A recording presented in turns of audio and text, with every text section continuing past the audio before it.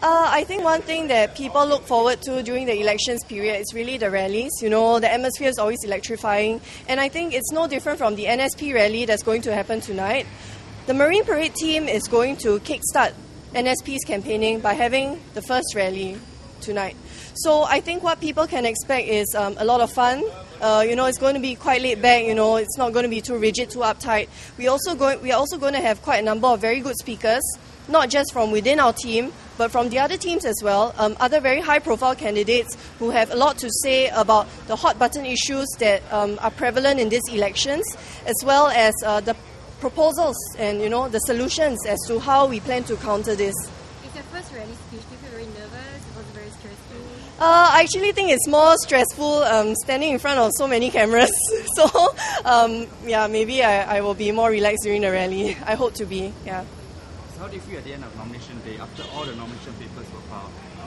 I felt very relieved. I'm very thankful that everything went off without a hitch. I think one thing that I would like to highlight was that the atmosphere there was electrifying because you had all these volunteers coming in from the various political parties. But the thing was that, whether they were WP, whether they were NSP, whether they were SPP, everyone was just cheering for each other. And I find that so encouraging because we need more alternative voices in Parliament. And I think it really shows that the opposition is getting its act together and is being very united for the cause. So I do think that, we stand a very good, I do think that we have very good support from all the different parties. And I'm very thankful that the party had a lot of volunteers that came of their own accord. In fact, it wasn't like we were soliciting for them to come. It wasn't like we were telling them, hey, if you come, we'll give you this incentive. But, they just wanted to come and support the opposition. So I thought that was a very encouraging sign. So with regards to your first rally speech again, do you feel more excited or more nervous about how much effort was put into preparing a speech? A lot of effort is usually put into to me, a speech is really no different from having a media interview. Because you are presenting a speech for the public eye. I think this is even the case with media interviews. So to me, the preparation that I'm carrying out for the speech is the same as how I've always prepared for my media interviews. I'm going to be very honest about this. I'm not a spontaneous person. I do my homework, I read up, I think of what journalists are going to ask me, and I'm going to be very candid and upfront about it, And that's the way my speech is going to be. It's going to be prepared, I'm going to do my homework. So, I think you can expect the same performance from me as you have during my media interviews. So how do you feel that you're in the limelight so much now? Honestly, it hasn't changed me that much because I think that this is a different kind of limelight. When you are in the public eye, in the name of public service, you have to understand that the more people know about you and the more people say they want to support you, the more you have to work even harder to uphold that trust. And I think that is what I'm most concerned with right now. That is my greatest responsibility, to make sure that I continue speaking on behalf of the people and that I continue to gain their trust. I think that is the most important. That's the most important thing that a government should take note of. That the people should trust them and the people should want to leave their future in their hands.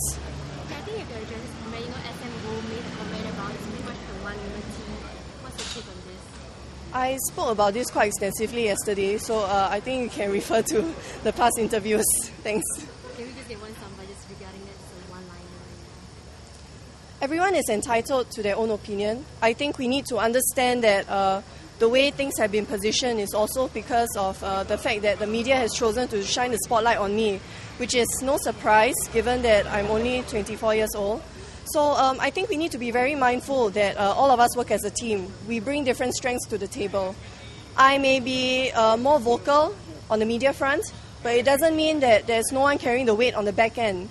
So you have people who are involved in the logistics side, people who are involved in campaign strategy, events, and I think all these factors are very important to ensure a good campaign and a good fight.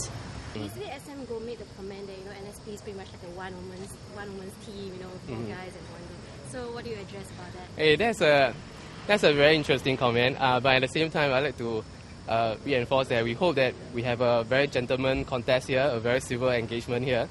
As well, to respond to SM Go comment that ours is a one-woman team, we are actually working as a team. Every one of us has our own specialty.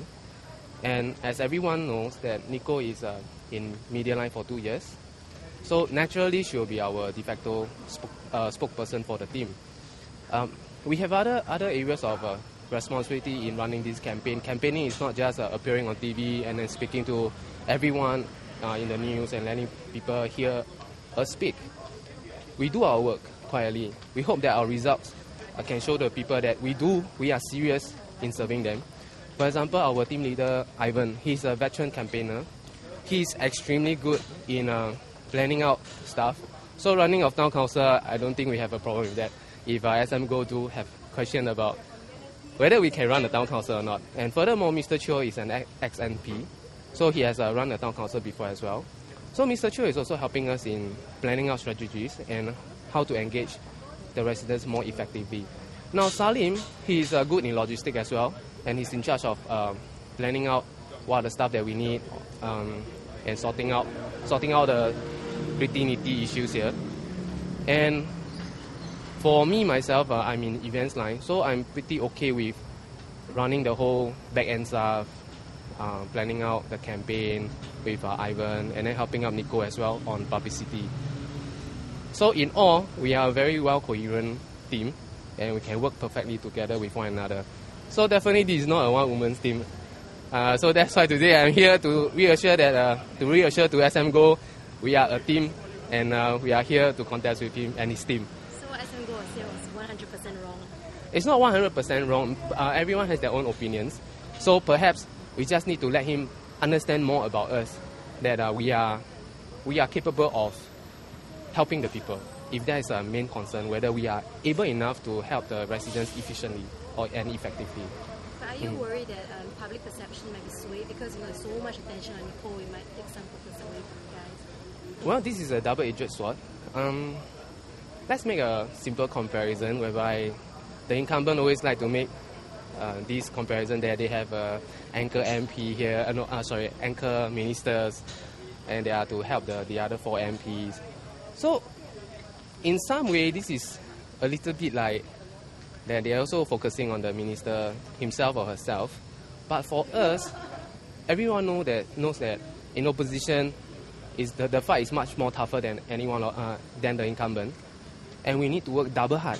Not just for Nicole herself. Every one of us, we have our own part to play. Just like everyone in Singapore has their own part to play to make Singapore a first world country and a good place, a fantastic place for Singaporeans to stay in. Mm-hmm. So does it feel that Nicole is in the limelight so much? Sorry? How does it feel to be behind the limelight?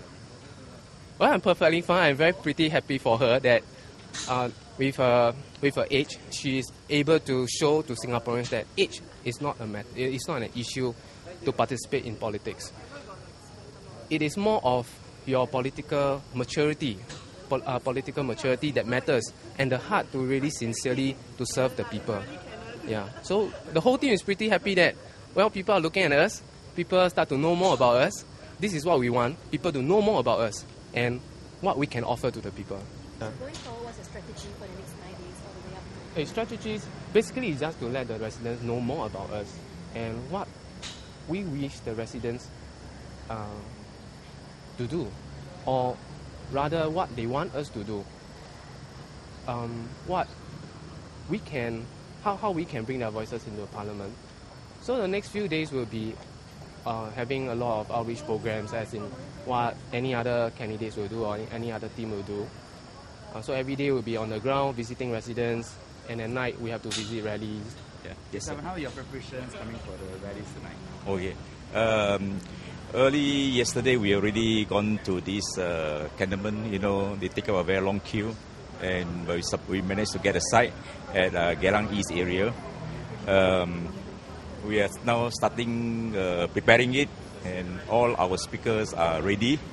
The issue shall usually touch on bread and butter issue usually. Yeah, high rise of this cost of living, transport congestions problem, and GST issue also. Yeah. How stressful are preparations? Oh yeah, I think for this general election, all parties manpower involved is a lot, and we take a lot of we have to put in a lot of hard work and efforts in preparing it. Yesterday SM Go made the comment that you guys are like a one-woman team because Nicole's not on the limelight. What do you have to say? Oh yeah, it's a comment from one woman team also. We can understand that, but I think Mr. Go only use his ear and never use the eyes because he only hear Nicole's a lot of what you call the exposures in through the media, and he never realized that a lot of hard work done behind her without the teamwork. That which we emphasize very much on our teamwork since it's a GRC, and this without this teamwork we can't produce this leaflet, we can't prepare the rally speech, right? And we can't prepare a lot of groundwork behind. Hanging up the poster, we also require a lot of organization planning, etc. So it is, I would say, it's rather an unfair statement to say that it's one lady's a team, and certainly, of course, we would like to capitalize on Nicole's well exposures, which we can attract more youngsters to come forward to join us. Ultimately, this GE is one of our objectives is to make all the youngsters be more awareness to take part in politics, to come forward to serve the nation. That is our objective. In Chinese, they're saying throw a stone to attract some jade, to attract more jades. So I think that's our objective. Ultimately, we leave it to the voters to decide. We want youngster to come forward to join us, to join the politics. Very difficult for us to judge the chances now, but we strongly believe that through hard work, through our teamwork, I think we'll be able to achieve a good result. Of course, in contesting in any election, we want 51%. How's it been like walking the ground and interacting with residents? Yeah, we have one Nicole, who is appears to have this so-called star attraction effect now. A lot of people like his comment, like her comment, like her view. So wherever we go, like your medias, you like to focus on her. It's okay. I think we'll go along with it. We work hard. And from the ground, we see a lot of people do give us a lot of good support. We are very touched indeed for the Marine Parade resident who has given such a good support.